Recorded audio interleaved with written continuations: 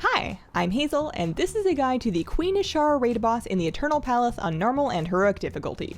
Now, this fight went through a lot of changes throughout testing, and then the Dungeon Journal has its own version of things, so it's tough to say exactly what we're going to see. We'll do our best to nail down the important details in this guide, and then we can all shake out the finer bits when we get in there. Ancient wards are these big doodads on the ground. For the entire fight, she's trying to turn them off, you want to keep them on. You can see the power level of the different wards via this little meter on your UI. To power it up, you need to stand on it. While you're doing that, you're getting stacks of drained soul, which reduces your maximum health, so careful not to overdo it. If she powers down one ward, the raid will start taking damage, and if all the wards are down, then catastrophic failure wipes you. Whenever possible, have people step into the wards that need help to top them up.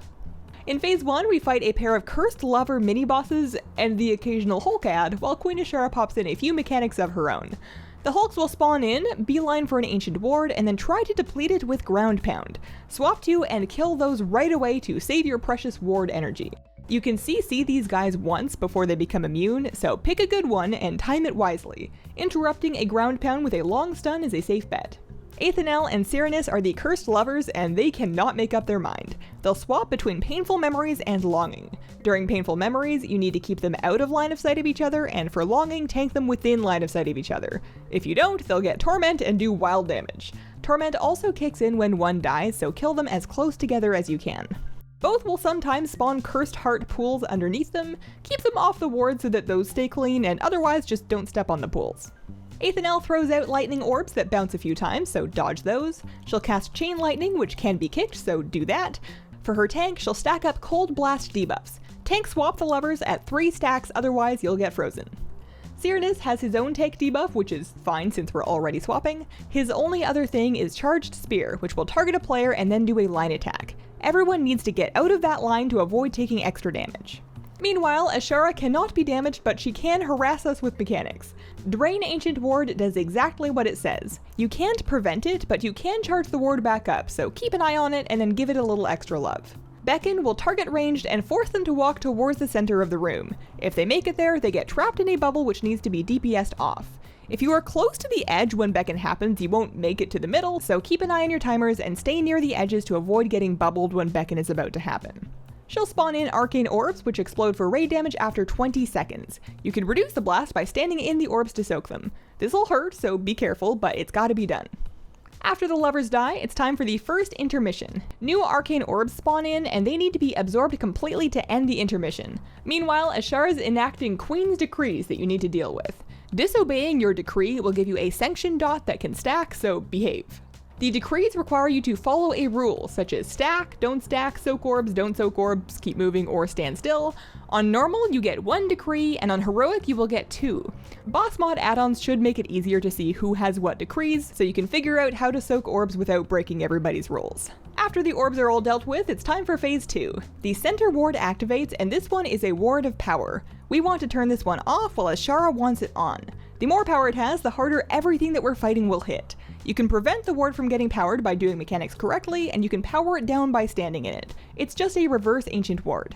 Azshara's Devoted and Indomitable Naga ads will spawn on the edge, beeline for the center, and then try to self-sacrifice to power up the ward. Prevent that by killing them before they reach the middle. You can CC the Devoted, so CC those, kill the Indomitable ads, and then kill the Devoted ads. Queen Azshara enters the fray, and she'll stack up Arcane Jolt on her tank. That'll make you take more arcane damage, so swap when it gets bad. Her Titanic Machinations will drain the nearest ancient ward, or power a ward of power if she's closer to one of those. Tank her near an ancient ward, and then rotate people onto it to power it back up. Beckon is back, but this time it'll walk you towards the queen. Stand far back from her when it's about to go out, and you'll be fine. Arcane Burst will put out debuffs onto a few players that explode after 30 seconds. Players with that need to get out of line of sight of both the rest of the raid and the boss before they explode. You can dispel that to pop it early. Arcane Detonation is a big explosion coming from the queen, and you just need to get out of her line of sight for that one. Reversal of Fortune will swap out the Ward of Power with one of the ancient wards. If it's the one that you're tanking her on, just move her over to an ancient ward. At 70%, it's time for Intermission 2.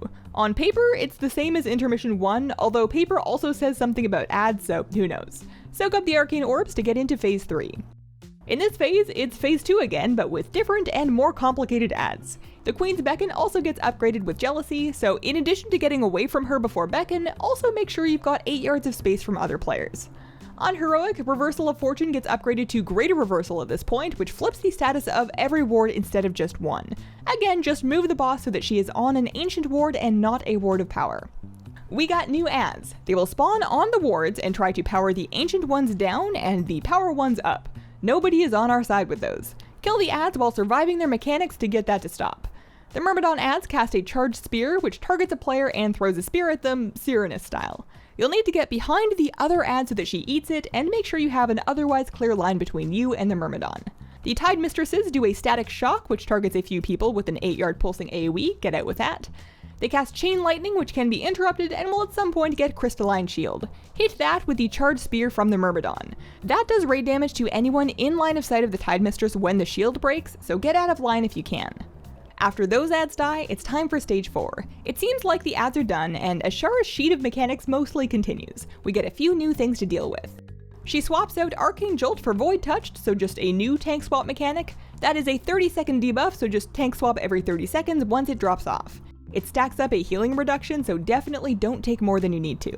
Nether portals are ground pools. It sounds like they spawn randomly and last for the rest of the fight, so avoid those. If they do spawn under players, then you can place them carefully to conserve space. Piercing Gaze seems like a voidy line attack that you'll want to dodge. The most exciting and dangerous new thing is the Titan Console's Overload. It's been powered up, and we need to let the power out before it explodes.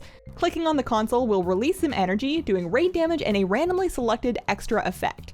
After a set amount of time, whatever energy is left blows out in a massive energy spike that does the remaining raid damage and effects, so you want to let most of the energy out before then. If we imagine the console is a full balloon, then you gotta let out the air gradually before she stabs it and ruins your birthday. The effects that you can get include extra raid damage over time, powering down a random Ancient ward, and my favorite, Essence of Azeroth.